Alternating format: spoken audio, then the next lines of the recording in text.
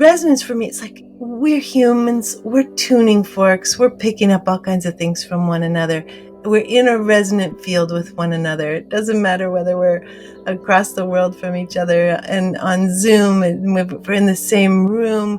As long as we have our attention attuned to each other. How do you describe the experience of being in resonance? If I say to somebody, thank you, it gives them, I'm in a social forum, expressing myself with clarity. I'm doing what I need to do in order to keep there a balance between us. The person has done something for me, say they've cooked for me. Sarah, she teaches and lectures internationally and is the author of 4 books on relational neuroscience and self-compassion. Research showing that AI is just as good as humans are at telling which emotions are in human voices. When little animals are playing, they play until somebody gets hurt. Children play till somebody gets hurt. So one of the people got very upset with me because this is a very firm idea in this way of learning language, is that authenticity is the most important thing. And she said, if you're asking me to be warm, you're robbing me of my authenticity. Cannabinoids, endogenous cannabinoids, is the major neurotransmitter of the play system. With all of the psychoactive drugs that exist, they in some way mimic internal chemicals that we carry with us. And so we use our addictions to balance and maintain our internal system with the help of chemicals that are very similar to those that are supposed to be running within us. In those textbooks, when we're little, there should be a lymphatic system and a reproductive system, and endocannabinoid system should be there. It's the most important system, but because of the war on drugs, starting even in the 1920s, and the racialization of the movement against cannabis, starting then, research on cannabis and the endocannabinoid system was forbidden. It only started to be researched about 12 years ago in Israel.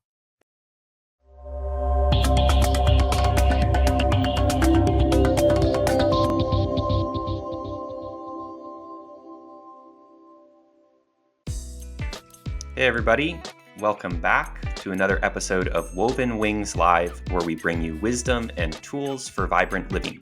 And I'm Gabe Crane. I'm joined by my co-host, Rahul Deedwania, in the mobile office today. And if you enjoy listening to us, please share our work with a friend or leave our review wherever you listen to podcasts.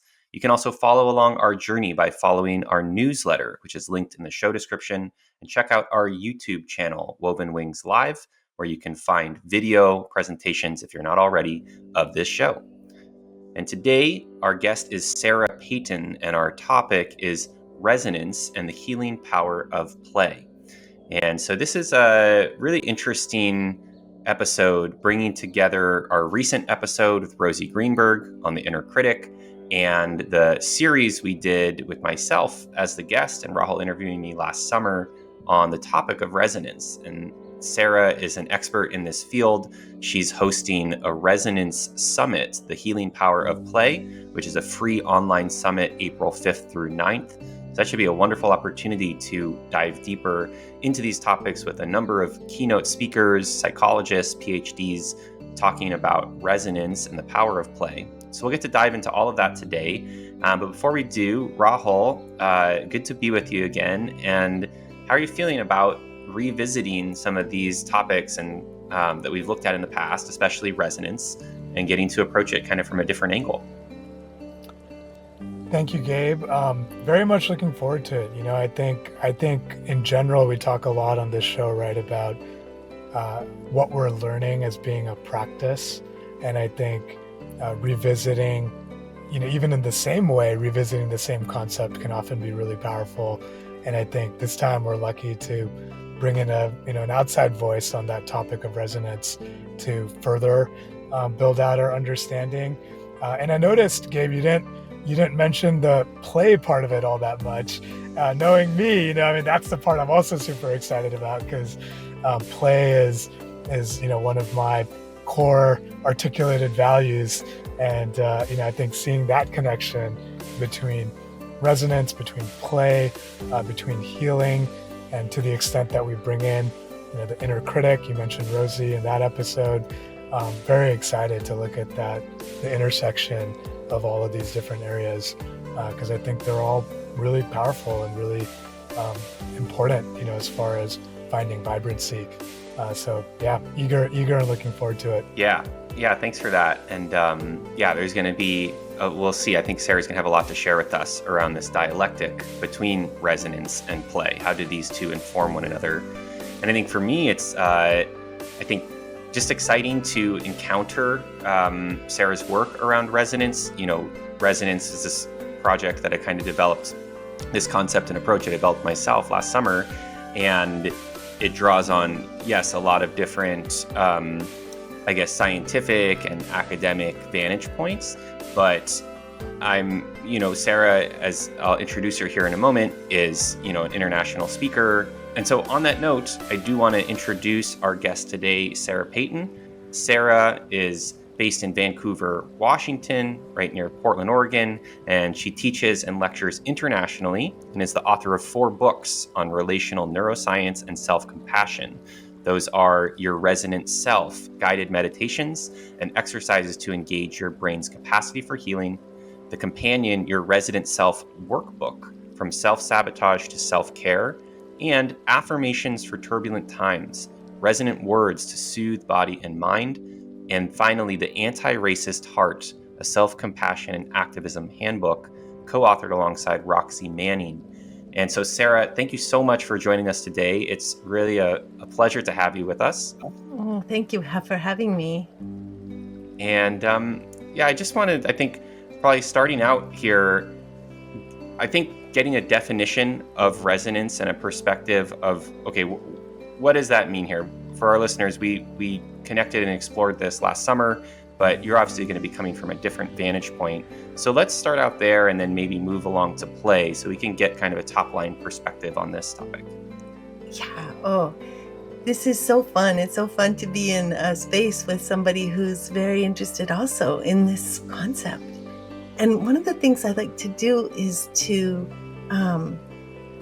contrast compassion and empathy with resonance. So resonance for me, it's like we're humans, we're tuning forks, we're picking up all kinds of things from one another. We're in a resonant field with one another. It doesn't matter whether we're across the world from each other and on Zoom and we're in the same room. As long as we have our attention attuned to each other, our bodies respond to the other person. We're constructing them within us. Whenever we focus on them, we begin to kind of grow a neural network that holds that other person. And then, for me, the idea of resonance is that it's extremely relational. That, sure, I'm picking up all kinds of vibrations, but what do they mean to you? What if I'm asking you, hey, you're talking about that, my stomach hurts. What's happening for your stomach? We're in this place of inquiry and consent, which, as we'll learn, is hugely important to having a sense of being able to play spontaneously. And so compare that then to empathy or compassion. I can be driving in my car. I can drive by somebody who's just had a bicycle accident, and I can have huge empathy for this person, huge compassion for this person. I keep driving. I'm never in relationship with them. So for me, the quality of resonance perhaps becomes amplified and more interesting, important, and transformative when we actually are in some sort of verbal or non-verbal dialogue with the other person, and we're saying, do I understand you? Is this what's happening for you? Yeah, the way you're describing it, Sarah, it feels like the image that always comes to me is like one of like a dance where there's an exchange of energy and all sorts of different levels of communication, that are kind of building on each other and producing energy both from within, but also, externalizing and we in that series that Gabe has referenced, we spent a lot of time trying to articulate, right? Like what is this feeling, right? When we talk about resonance, and I think for me, I can say as someone who spent less time within this concept, outside of my conversations with Gabe, for me it was like, okay, I think I get it, right? I think I can relate it to experiences I've had of heightened connection, or heightened like synchronicity with somebody or a group of people, or even honestly with concepts or ideas, and it feels like this like energetic alignment and consistency and integrity, all these different words I'm just throwing out there. And I think the piece I want to continue to clarify with you, Sarah, is how do you describe the experience of being in resonance, mind, body, soul? Like, what does that mean? And how much do we actually have to understand it, like technically, or be able to have a precise definition of what that feeling is versus what I'd say I feel, which is just this like intuitive connection to this concept, not one that's been studied, not one that's been even explored actively all that much. But I'm like, oh, okay, yeah, I think I know what you mean. Yeah, well, um, I do think it happens spontaneously. I mean, it's like play. Play happens spontaneously as well. We don't have to intend it for it to happen. We don't have to know very much for it to happen. I think we're in resonance a lot with vocal tone and facial expression and just kind of body to body. But the very interesting thing about once we start to move into words is that you can tank resonance in a second with once you get into the verbal space. So once we get into the verbal space, my sense is we really need to know where language lands in the brain, because get things done language elicits an entirely different response inside the brain than relational language does. If I say to somebody, thank you, it gives them, I'm in a social forum. I'm expressing myself with clarity. I'm doing what I need to do in order to keep there a balance between us. A person has done something for me, say they've cooked for me, then thank you. There's a lot of warmth in it. There's a warmth in the nonverbals of it. But what is it like if I say, "Ah, you've cooked for me. It warms my heart that I get to eat food that you've made, and you've made it for me." There's just like this consciousness of both of us existing that's being expressed in the language that takes it farther. So once we know what kinds of language stay in the left hemisphere with just the nonverbals and the facial expressions coming over to the right hemisphere, and what kind of words go into the right hemisphere and wake it up, all of a sudden all kinds of things can happen. And my love and passion is trauma healing, because the more we heal trauma, the more people get to play. So I'm very interested in what words awaken and give us access to the part of the brain that both carries the capacity for spontaneity and the capacity to be tanked in trauma and needs healing and support for that. Hmm. That's so interesting hearing you share about language and the brain hemisphere, Sarah. As you're speaking, I was noticing the cello in your background, and I was going back and remembering that a lot of the time we spent last summer, we looked at on this topic was around this idea of resonance in a string or resonance of music. That it vibrates in a certain frequency that creates an experience of harmony, and that you just feel there's something innately beautiful or meaningful that gets evoked in that way. And so, could you just help me and help our listeners connect the dots here between the language and the trauma healing you're speaking, and then that kind of nonverbal, vibratory kind of experience? Well, it just as with the cello, it happens in sound. I mean, the cello is my favorite instrument, I think, in part because it's note, the number, the scale of notes, the what is it called? The range of notes that a cello plays is the closest to a human voice of any instrument. And I think that's probably because the the body of the cello is about the size of a human torso. So there must be something about sound there that so what so with a cello, we're using a bow or a finger, and we're creating sound based on how tightly the strings of the cello are tightened or loosened, and um and when that happens, if you have another cello nearby, it's going to be vibrating very softly with the very same song that's being played on the first cello. And our human bodies are like this. There's this thing called emotional contagion where we catch what's happening in another body that's close to us. We're just made to do that.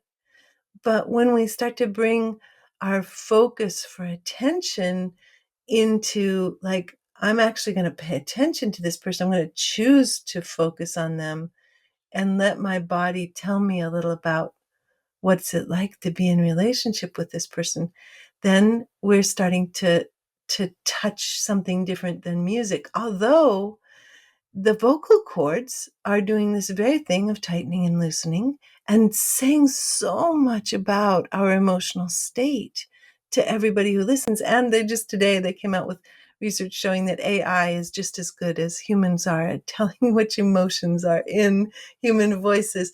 You can tell immediately as a human what what the emotion is. We don't even have to be understanding the language that's spoken. We hear joy, we hear happiness, we hear sadness, we hear contempt, we hear bitterness, we hear resentment, we hear so many things out of in the human voice.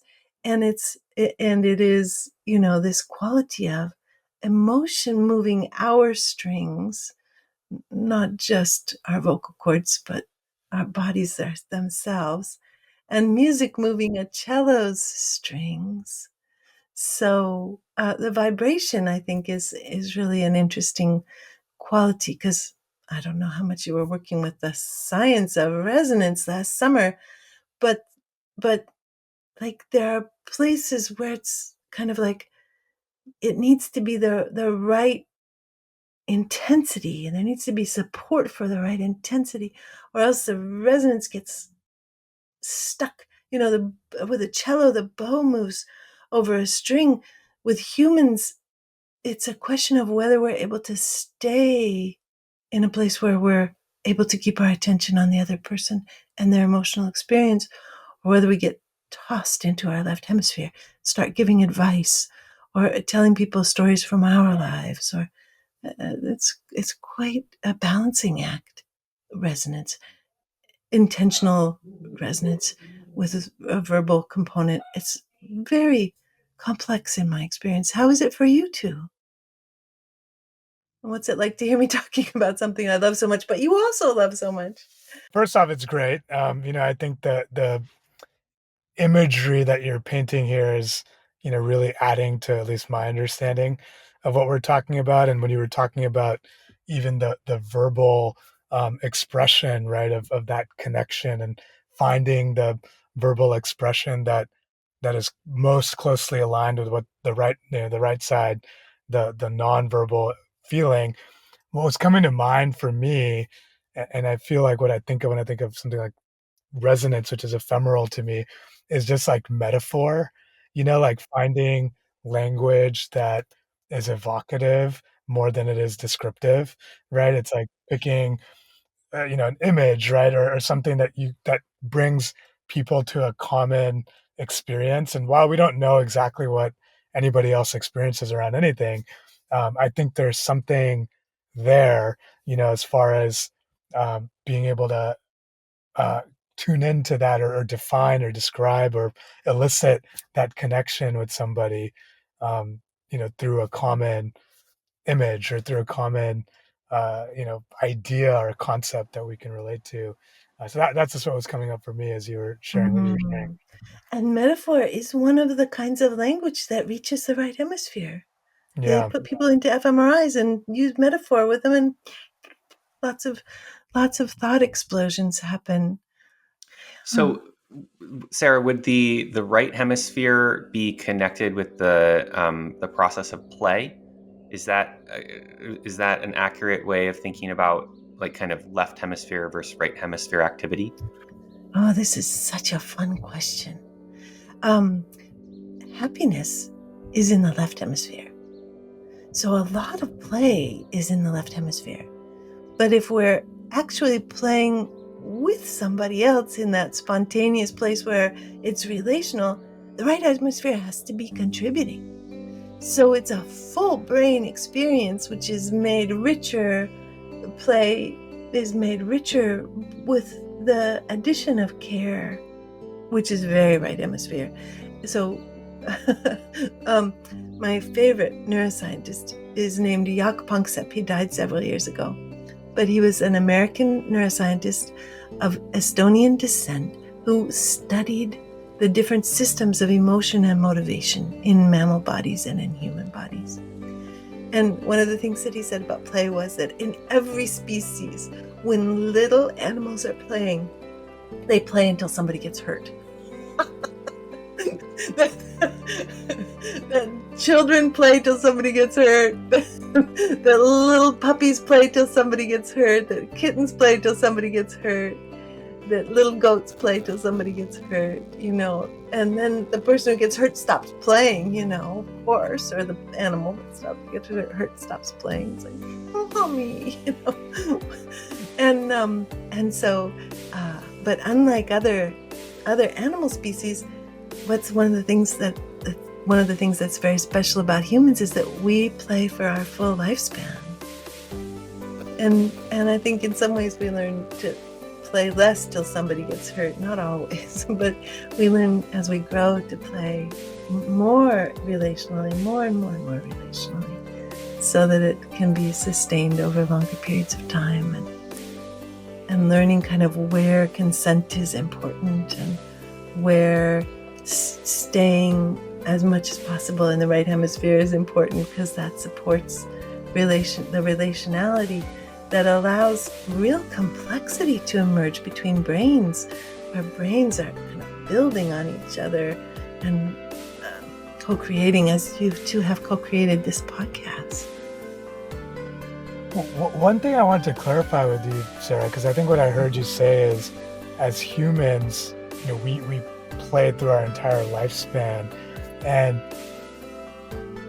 for me, like, I tend to think that when you were describing like younger humans or any species and people are playing or puppies are playing, I was like, yeah, I can picture that. I'm picturing my nieces and nephews and friends' kids. They play, somebody gets hurt, one starts crying, plays over. Yeah. I was like, yeah.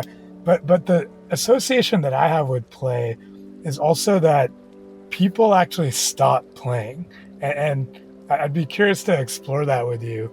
But I feel I constantly feel like there isn't enough play as people get older, and that the lifespan of play relative to the lifespan of a person and their age and their life tends to be much shorter.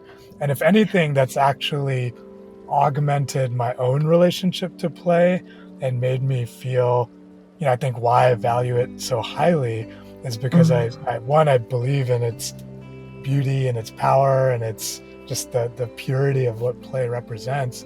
But also I feel almost a calling to bring more play into like adult life, because I feel like it's in short supply, and people lose sight of it. But maybe that's I don't know if that's a narrow definition of play or not, but I'd be curious what your take is on that. Well, one of the things that's happening for any listeners who are saying, oh, this is so interesting, I wonder what the neuroscience of play really is. In the summit, we've actually invited Jaak Panksepp's primary co-researcher and primary co-author we've commissioned a special 3-hour presentation from him on the play system.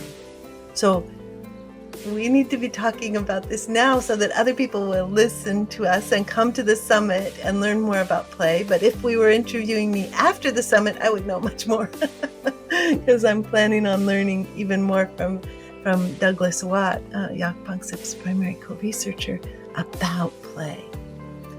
But what's so interesting is that it does happen, as you say, that we lose it as we move farther and farther into our lives, which in so many ways are so. What Panksepp and Watt say is that everything else has to be in order for us to be able to play. That we need to have enough food, and we need to have enough financial security, and we need to have enough safety from being harmed, from being humiliated, from being shamed. We need to have accompaniment. We need to have our needs for friendship and connection met. So there are many things that need to be in place in order for humans to play easily and spontaneously. And the more we kind of live in this world without resonance. I don't know if you two have a sense of resonance being rare, but I have a sense of it being quite rare and quite healing for people. That as people come into contact with it, they go, oh my God. I mean, for example, you'll have to remind me where I was because I'm getting diverted into a story. But I was teaching for a group that's committed to studying ways to use language in ways that don't hurt anyone else. And I was teaching, and I said, what we need here, I want to challenge any idea that you have that neutrality is the starting point. I said, for humans, warmth is the starting point. And so warmth creates, if we know we're liked, then all of a sudden we're safer. All of a sudden, so many more needs are being met. When we know we're liked, it's much easier to play. If we're an improv person and we're doing improv and we get some laughs, then the creativity begins to flow even more strongly. So one of the people got very upset with me because this is a very firm idea in this way of learning language, is that authenticity is the most important thing. And she said, if you're asking me to be warm, you're robbing me of my authenticity. And I said, what if I don't feel warm? And another person broke in and said, oh, I also want you to hear, Sarah, that I'm having something happen for me for the first time in my life. I'm 60 years old and there's something new happening inside of me that I've never experienced before that's incredibly precious to me. And what I was doing was I was teaching them attunement, which is before the words even begin. It's the experience of me bringing my attention to Gabe. And then and inviting myself to realize Gabe has 86 billion neurons in his brain. He's an infinite system. He's like, getting to hang out with him, to connect with him, allows an exploration of something that's absolutely unique and extraordinary. So if I bring my attention to him with this presupposition of warmth, which takes working through our trauma, because people can be scary and we can have past histories of people being awful, and that can be hard to get through. But if I bring my attention to him, there's an initial experience of a particular unique kind of body sensations that are different than if I bring my attention to Rahul. There's a different experience of unique body sensations in appreciation of Rahul. And if I tell Gabe what those body sensations are, so when I bring my attention on Gabe, there's a sense of like a little jumping puppy inside of my chest right here. When I bring my attention to Rahul, it almost feels like wings of joy coming out of my back. So it's very different, right? To bring our attention to different people and to tell them how they move us is such a remedy for depression. It's such a remedy for loneliness. And it starts to awaken the right hemisphere in extraordinary ways. What's it like, Gabe, that I've brought my attention to you in this particular way? Oh, well, it's just, as soon as you mentioned it, I'm noticing how it's changing my way of being here. It's just And then I'm noticing, yeah, as you share that image, it's like it's delightful. It makes me smile or makes me come alive more. And then, you're like, I love the question that this practitioner brought up to you, or the complaint, but because, and the working through the layers of trauma or comparison, and then I heard another little voice of like, oh, a puppy and Rahul is wings. And what does that mean? Right. Then it's like this other voice enters, which is like, in comparison, right. And in analysis. Painful, most usually.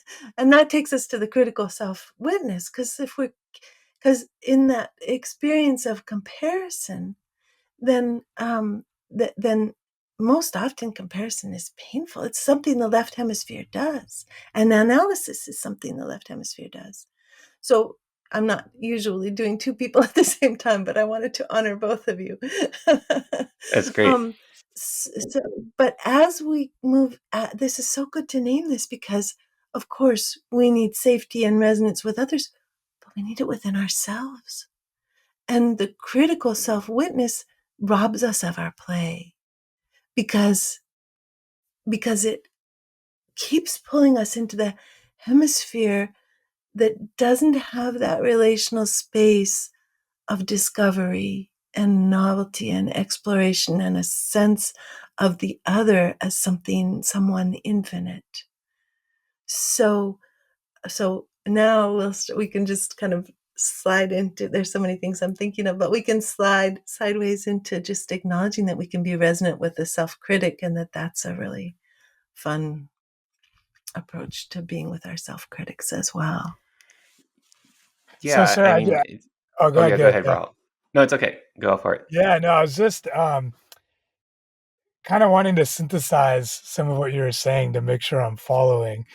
I think what I heard is that this definition of play that we're actually talking about has more to do with a kind of a inner posture of openness, curiosity, of course, resonance, right? Discovery. Discovery. Yeah, Mhm. exactly. And going back to that critic who's like, hey, I don't feel warm, right? What I'm hearing from you actually is actually that lives, that warmth, that openness, that discovery, all of those things, that sense of play lives within everybody naturally, if I'm not Yes. mistaken. Yes, yes, yes. We And all have a play system. yeah, and that's really interesting because I think um, for myself, for example, one of the things I often think about as I talk about play a lot is I'm like, oh yeah, I am quote unquote naturally playful, right? Or I have that disposition, or maybe I was brought up in that environment, or maybe, genetically my biochemistry is aligned towards that, or neurologically. And I'm like, oh, there are others that are not that way. And Well, I think it's more a yeah. question of attachment. Mm. Well, say I more think, about that. What does that yeah, mean? yeah. Well, I think it's, I mean, um, there is, of course, a genetic contribution, in terms of how sensitive we are to the shaming of the world. So the more sensitive we are to being shamed, the harder it is to get to play. And that can be, some genetic stuff in there. But mostly it doesn't matter what the genetics are. What matters is, have we been met with play? Have we been met with a little bit of delight, with a little bit of joy? Uh, Do we have a sense of safety in the world? And most often that comes from whether or not our folks were warm, or if they weren't warm, how much healing we've done, or whether there was somebody else around who was warm. So folks not warm, folks stressed out, multi-generational trauma, but there was a neighbor who was had an exquisite capacity for seeing us. I mean, we can be saved by those grandparents, neighbors, aunts, uncles, or sometimes a close sibling. So it's not completely reductive. It's not just mom and dad. But the more that there's a warmth inside of a family, the more ease there is as a person's body moves into the world. And of course, if there was not warmth in our family, then getting resonant support for our brains to find their way to healing starts to move us towards play. We start to become goofier and easier to laugh. How is it to hear? So, Oh, please, Gabe. no, it's I'm kind of journeying along here, and I'm imagining folks who are listening here around. Okay, there's so much going on. This idea of resonance, and then getting to play and a play system, and activating that, and then this idea of trauma and multi-generational trauma that can kind of get in the way of me doing that. And I I think that this episode is starting to feel a little bit like music to me. It's like and metaphor, as we started out with. It's like, okay, this is not a time where we're gonna get into all the technical definitions of it, but I think there's a feeling that there's an understanding that's building, perhaps more deeply than if we actually went that more literal route through the Yeah. way that this conversation is unfolding. It makes me feel there's kind of almost a playful quality to the conversation itself and the way that you're engaging with us, Sarah.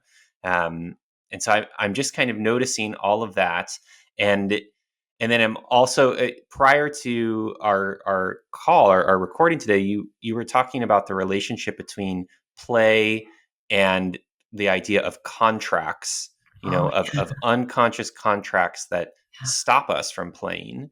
yeah. And I'm associating that with this idea of trauma, or getting locked up in my left hemisphere, or being with the inner critic.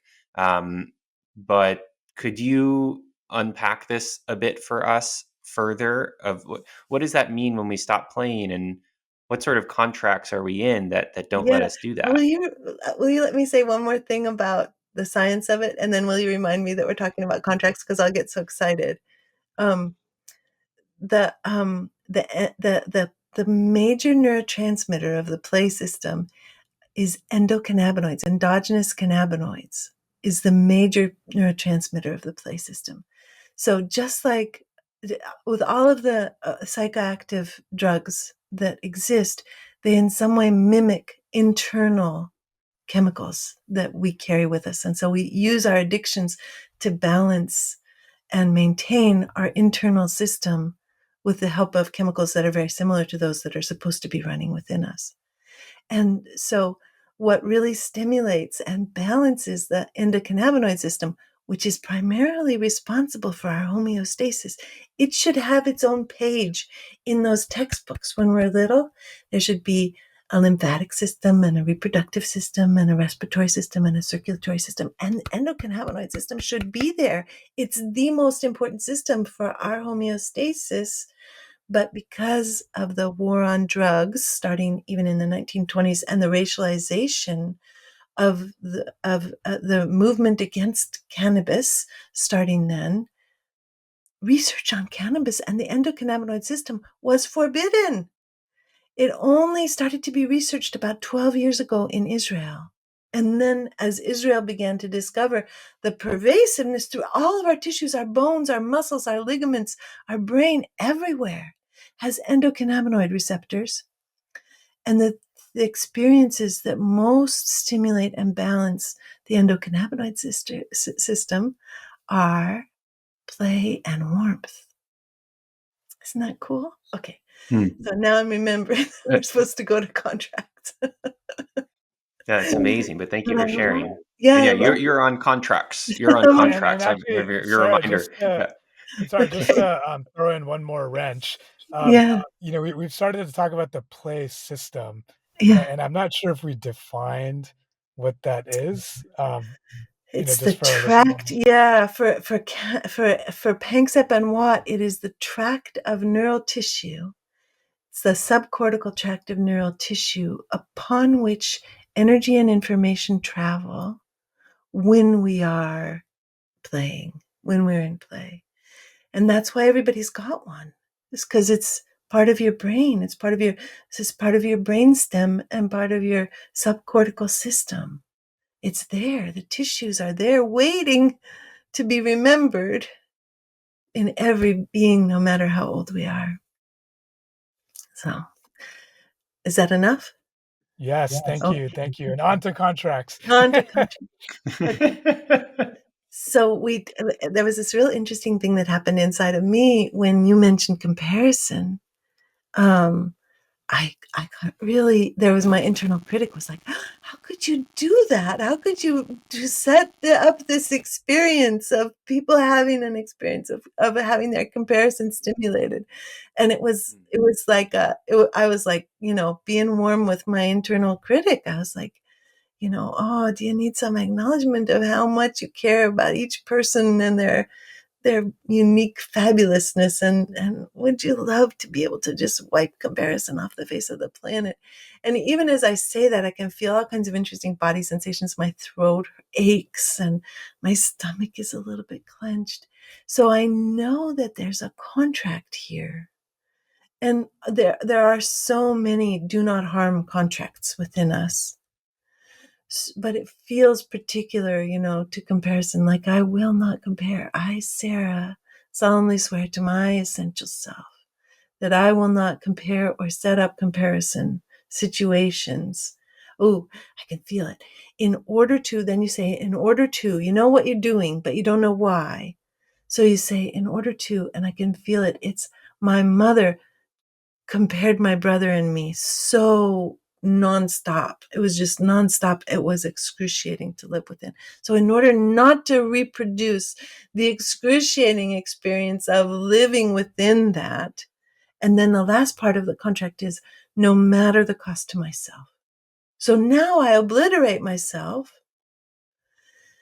And when when you said, oh, there's comparison, then I had violated my contract, right? And it's all an unconscious reaction of tension and constriction, but it stops play unless we're in a resonant relationship with our unconscious content, with our internal critic, and we can kind of give them a little bit of soothing so they don't take us completely offline. It'll block let play completely. So then I get to say to myself, Sarah, is this a livable contract? Is this a human contract? Is this a doable contract? And like, no, I'm going to inadvertently, especially if I'm with two people, which is so interesting because I've often said I'm much better one-on-one. I sort of fall apart when there's a group. Here's one of the reasons I fall apart when there's more than two people. Yeah, exactly. I love that sound. That's so resonant. Oh, it gives me a breath. So no, that's not a livable contract. I get to say to myself, oh, Sarah, I release you from this contract. I revoke this vow. Instead, I give you my blessing to know it'll happen inadvertently, to hold a care, and to just like feel free to check in with people and just stay with the flow of love instead of having to constrict and shut it off in fear of harming. So when body says, oh, that's a nice change, Yeah. So this is a little bit of an introduction to contracts in a very alive way. How is it to hear, Gabe? It's wonderful, and it makes me think of near the end there was like an alternative reality where there wasn't this process that you just shared with us, and this lived itself out more reactively or unconsciously, and I was imagining you feeling bad, and then I like this alternative version of myself is angry at you for perpetuating harm, and like needs to be there needs to be restitution. There needs to be something and it's your responsibility, to do that because I've been harmed, and then in this reality, like feeling like, oh wow, okay, wonderful how Sarah's modeled that, and I'm getting to do the same thing. Like, okay, right, yeah, like this came up, like that's my own internal voice, And then I can again go down that rabbit hole of saying, oh, I shouldn't have brought that up. I've hurt Sarah, like, oh, that wasn't what it was meant to be, right? You could have I a was just contract, yeah, not to hurt right. anybody's feelings. So Right, or not to right. stimulate So, this. and so just noticing that and the idea of just becoming friendly with the voices that come up, and as you just modeled there, to just be friendly and warm and understanding with what arises, in order to invite something different, which is play, right? You said we play until we get hurt, and like I think what we're talking about here is two instances of hurt that are happening, and then the ability to I guess integrate that hurt so that play takes it in and kind of rises above it and keeps some sort of alive, fascinating interaction continuing to happen, versus, all right, now I'm going home and taking my toys with me and going home. Yes, and we do, don't we? I mean, I do. I take my toys and go home. Somebody says something, and I go, "Oh, I don't want to talk anymore. I don't want to." Yeah, so that's a really cool, because I've not put that together with the little animals playing till they get hurt and people talking till they get hurt. That's really cool. That's a new realization. Thank you, Gabe. I'm just reflecting on the word and the idea of contract. I think it's it comes with so many associations in my mind, and just hearing you both talk about it, and it's like there's a rigidity to it, but there's also maybe a sanctity to it. Like there's an agreement, and I feel like the way you were talking about it, Sarah, was for me very evocative of having values, or having a code, that you live by, and tying it sounds like, to early experiences, trauma or otherwise, right, that lead us to hold on to a particular way of being, or a particular way of moving through the world. And it's, I think, again, coming back to the word contract, right, I think that idea of agreement, and I think what comes with contract is what you were starting to describe, which is, as soon as you're in violation of contract, it's like a huge problem. And I think to be able to come at that moment of breaking a contract, even in the smallest way, to be able to come at that moment with compassion and a lack of rigidity, is something I imagine takes a lot of practice, and being able to judge whether that violation was quote unquote okay or not. And I'd be curious just to kind of go down that road with you, Sarah. Like, what is the nature of these contracts, and are there times when they really should not be broken? We had this idea of like a sacred contract that's absolutely, it's like you build kind of your identity on top of this sacred contract, and to break it is to break everything? Or is it that, hey, all contracts have their time and place, and we have to keep recycling, keep revisiting, keep updating to our new realities, our new circumstances, our new senses of safety, our new, our evolution as people? Where does this all live? In the brain, it lives in the basal ganglia, which is a tract of tissue closely associated to the amygdala, where we store procedural memory. So it's our if-then space. So there are a lot of procedural memories that we have about what works in our social environment.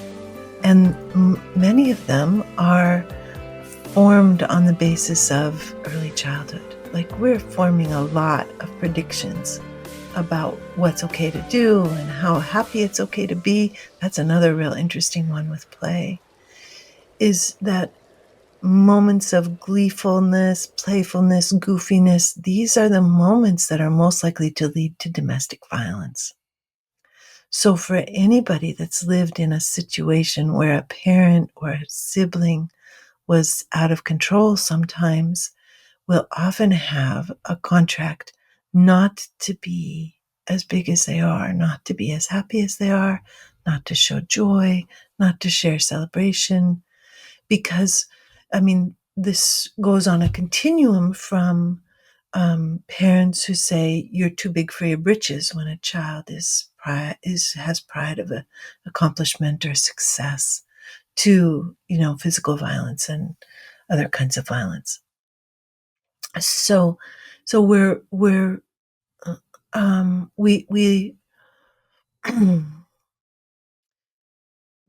we many of us live in a system of transgenerational trauma where play has been really dangerous.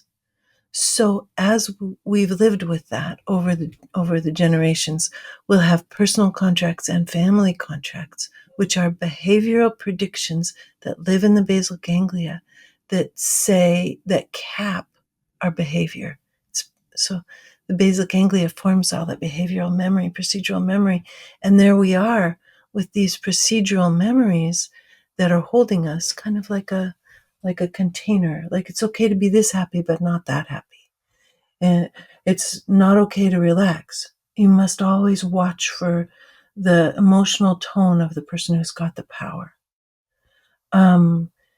It's I will. We can even go back towards the comparison as a procedural prediction. I must always compare myself in order to know whether or not I'm safe. There are many different contracts for any contract you have, and you can have many different in order tos. So, and the way that we often find them is through looking at ways that our play is stopped, or moments where we feel like we need to take our ball and go home. Those are our unconscious contracts.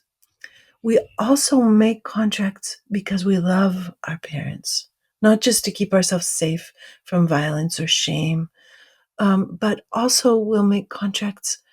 For example, I had a contract to always, and this stops play too, because whatever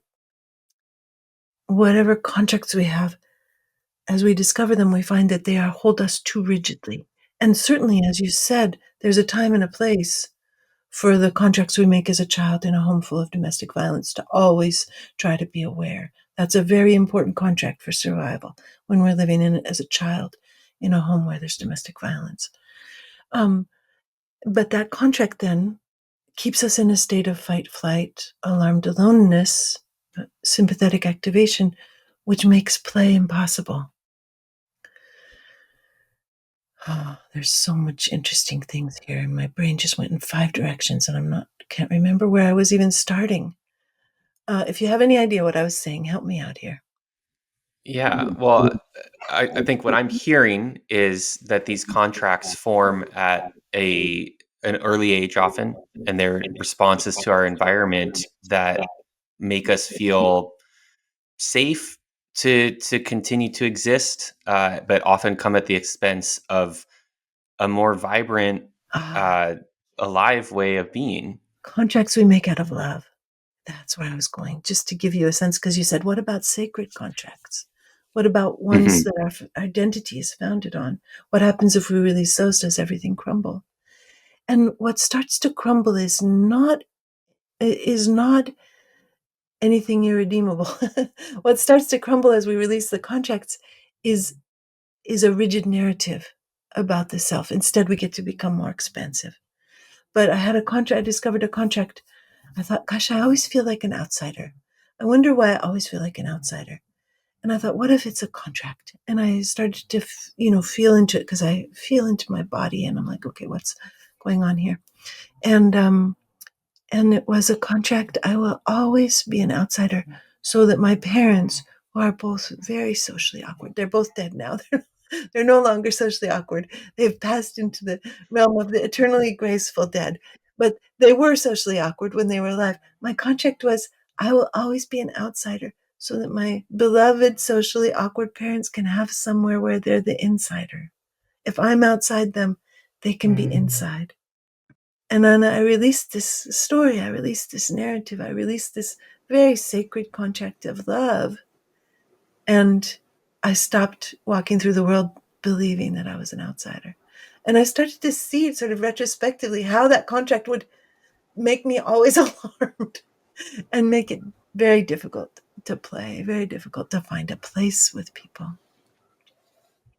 So how, Sarah, I don't know, in this scenario, how did you do that? But my mind first goes to, I mean, there's the identification process to be able to notice that there's these contracts going on, or, I think thanks to your, sensitivity and the nature of what we're doing on the show, our little example that came up earlier, I think I was able to notice more agilely, right? Okay, right, this is happening. But you kind of demonstrated just now, like, how do we let it go, when it comes up? Sometimes these contracts are, they're very serious, right? They're sacred. Some of them, they are, I don't know what that word is, immutable, or like you're not allowed to release them. So Yeah. so how do we start to do that anyways, when we discover them? Um, I actually got so interested in these contracts that I wrote a book about them. So, so there's an entire book that brings together things like the play system and the care system and the sexuality and the fear and rage and the contracts. And it's the Your Resonant Self workbook. It's really fun because you get to go through and work on all this stuff, and there's worksheets, and so there's a way for people to explore this, because it's uh, deeply fascinating and very freeing to begin to release. But as you said, sometimes things are like, oh, I can't release this.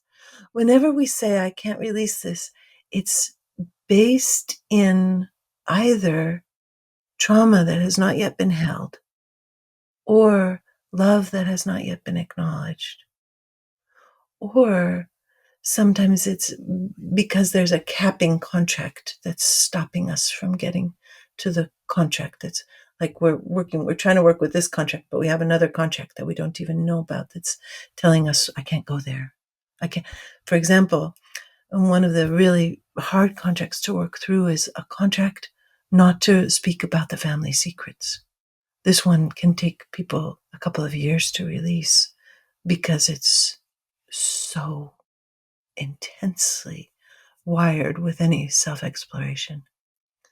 So so it can be hard, and and it's, if people feel like, okay, I've hit something that I can't move on with, there's a bunch of people on my website who work with contracts all the time, and you can get sessions with people and and do some one-on-one work to be able to get support, because sometimes we can't do it alone. Yeah, so what I'm hearing in the last few minutes, Sarah, is that these contracts, or any contract, it sounds like, should not be immutable. Like any contract can be discarded if it is no longer serving us, right? Or if it's no Yeah, longer aligned with kind of where we are in our life or where we want to yeah, take things. And so just kind of coming full circle on everything we've been talking about, it's this, yeah, as I'm trying to piece it together, it's like all of us have this play system within us down to a neurological level, not even just as an idea. It's like neurologically, yeah, we come with a system that is built to facilitate those, discovery, openness, et cetera, and resonance, right? And therefore, resonance is available to all of us. And when we're operating from a resonant place, it's one that's interrelational, it's connected, and then that, in turn, when we project that warmth onto somebody else, feeling warm creates a sense of safety and enables that person, or increases the likelihood at least, of that person to channel their own version of play, to come into touch with their own creativity. And something that can get in the way of that is trauma, or what we're talking about today is contracts, these things that we've held on to that are conscious or unconscious, that through active reflection, through noticing and awareness, through self work, both on our own and with other people that are trained in this kind of stuff, we can start to loosen the hold of those contracts and enter yeah, into that virtuous cycle of warmth and resonance and play. Am I tracking all that right? Yes, absolutely. And it Okay. reminds me that there's one more kind of contract that I'd like to speak about, which is a contract with the universe. Which and so you had said, are there any really good contracts? And a really good contract is a contract with the universe that gives you joy and does not suck the life energy out of you. So, but a lot of people have, in a way, false bodhisattva vows with the universe, which because of brain development, we often make these vows at about age 9, when the neurons are just so proliferating. We're starting to really see the world. Our brain is developing to a point where we can see the pain of the world, but we're too little to do anything about it. And we'll make contracts with the universe. I will devote my life to keeping any children from ever being afraid. And then, of course, with these contracts, it's no matter the cost to myself. And then if we actually do this wonderful thing of playing, of becoming the universe, and looking at Gabe, looking at Rahul, and the universe looks at us and says, I don't want a contract that doesn't, your joy is important to me. I don't want a contract that robs you of all joy. I don't want a contract that robs you of sleep. I want your commitment and contribution and devotion to the universe to be a joyful contribution. We always find this when we play and become the universe. If we're not finding it, we haven't become the universe, we've become something else. So there are so many ways to play. And I wanted to mention that type of contract because people can be very just completely confused, because they're like, well, I know this isn't about shame.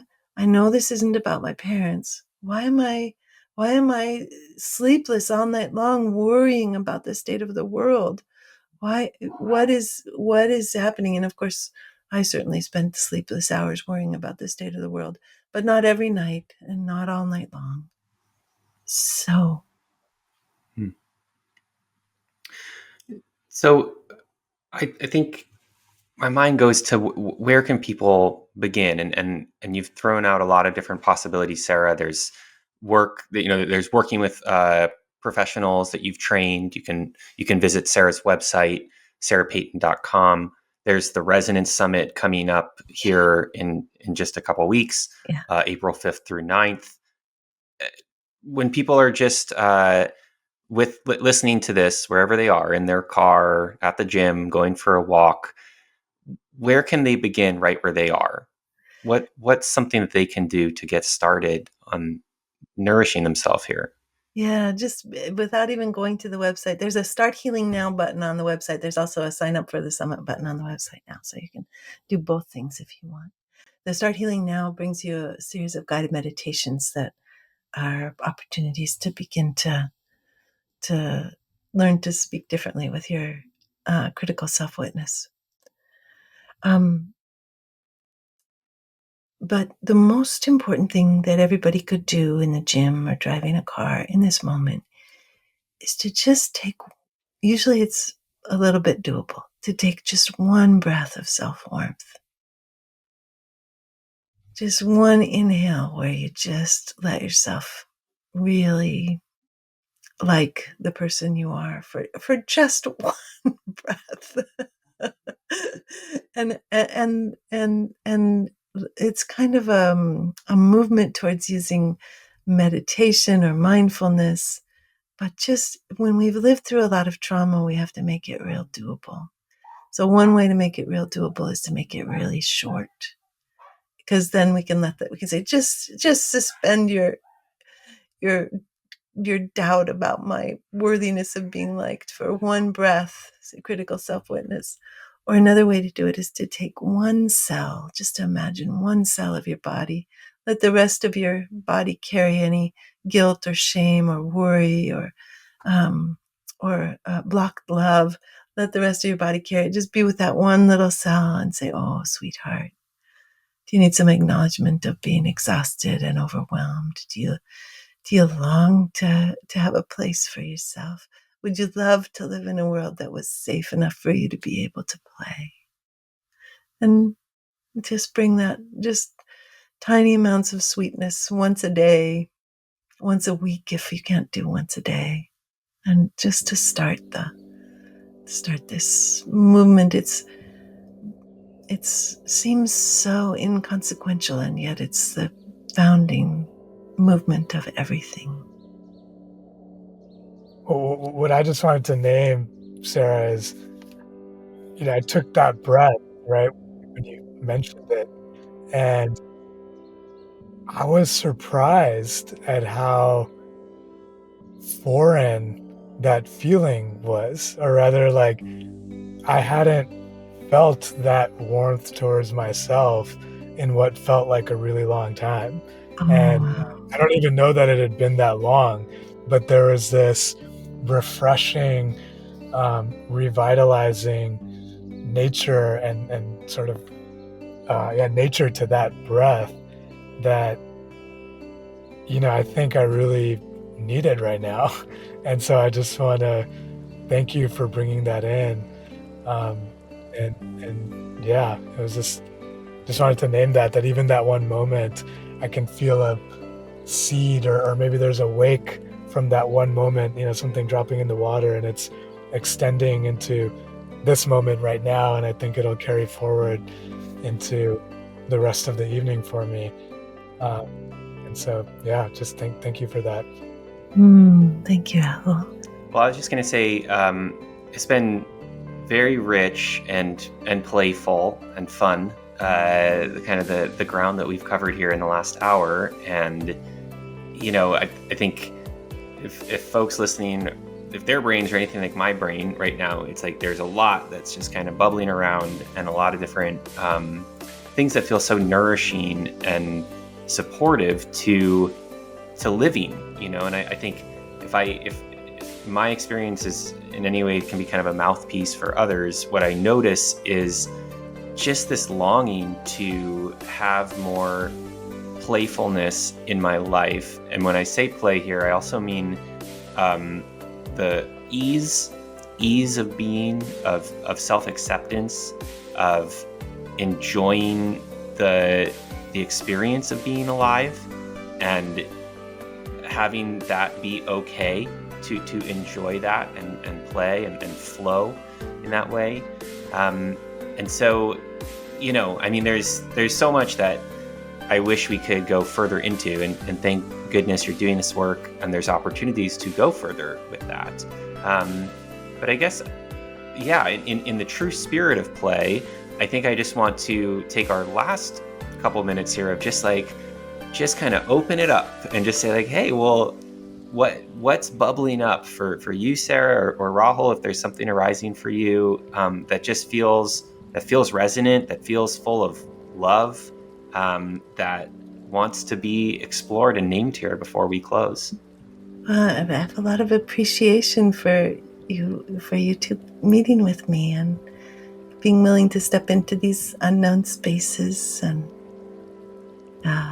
and come along on this particular journey. And of course, I'm also very interested in your work with resonance and how you see it. And then on podcasts, there's never that opportunity to get the hosts to say, to get to interview the hosts. But it's been wonderful to get to be with you.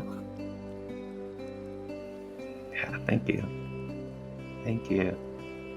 Rahul, is there anything that's arising for you in your mobile office over there? In my mobile office? No, I think mainly you reminded me of my mobile office. I'm grateful for those that are listening and can't see this. I'm sitting in a car right now, and I'm just grateful that this connection has held up. It didn't look great at the outset, and grateful for that. And continuing honestly just to feel the wake of that moment, that breath. And I know I said it already, but I think just this idea of that play, that joy, that expansiveness is available to all of us, and we just have to channel it, right? I think it's such a powerful concept that we come to time and time again on the show, but it's a practice, right? Like what I was sharing at the beginning, and I think connecting with that again today has been really nice. So thank you, Sarah, for taking us there. Yeah, so on that note, if you're listening to this and have found this to be an inspiring or resonant topic for you, really want to encourage you to check out Sarah's work. Again, the Resonance Summit that's coming up April 5th through 9th. You can find all of this, Sarah, is this right, at sarahpayton.com? Yeah. Is that where you'll find all the information? Yeah. Spelled like Peyton Manning, because there's also a sarahpayton.com with the A instead. And she actually does resonant healing, but it's like with crystal bowls and things. So go to the Sarah Payton with an E. All right, so Peyton. And, I think I just want to share that, if this is inspiring to you, please take this encouragement to break some contracts and to play around a little bit and to see where you can experience a feeling of resonance with another and with yourself, because we all really need it. We need it for yourself, but also as we work to create a more beautiful and compassionate world, a nourishing world, we really need it from each other. And so please, we're counting on you to do this and carry this work forward as we trust and know that you will. And so, Sarah, I just want to say thank you so much for joining us today. It's been a real pleasure having you. And if you enjoy listening to us here at Woven Wings Live, please, again, share this work with a friend. You can leave us a review wherever you listen to podcasts. And again, join our newsletter to follow along the journey. All the links for today, for Sarah, for us, are all in the show description. And we will see you next time. Thanks for taking your time with us, and take care.